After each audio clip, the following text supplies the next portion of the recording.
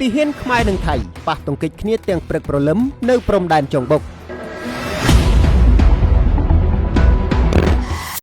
តាមរបាយការណ៍ព័ត៌មានប្រភពពីភ្នាក់ងារសន្តិសុខព្រំដែននៅច្រកចុងបុកឧបលរាជធានីមានការប៉ះទង្គិចគ្នាមួយបានកើតឡើងនៅវេលាម៉ោង 5:45 នាទីព្រឹកថ្ងៃទី 28 ខែឧសភារវាងទីហ៊ានថៃនិងកម្ពុជាតំបន់នេះជាតំបន់ព្រំដែនដែលមិនទាន់បែងចែកនិងគ្រប់គ្រងច្បាស់លាស់ពីភាគីណាឡើយជាតំបន់ទឹកដីត្រួតស៊ីគ្នាដោយប្រទេសទាំងពីរទាំងថៃនិងកម្ពុជាបានព្រមព្រៀងគ្នារក្សាស្ថានភាពនៅក្នុងតំបន់នេះដើម្បីជៀសវាងការធ្វើឲ្យមានអស្ថិរភាពនៅតាមព្រំដែនហាមឃាត់រាល់សកម្មភាពដែលផ្លាស់ប្ដូរការពិតនៅលើដីដូចជាការសាងសង់ការចល័តតបឬការជីកកកាយដោយគ្មានការជូនដំណឹងជាមុននៅវេលាម៉ោង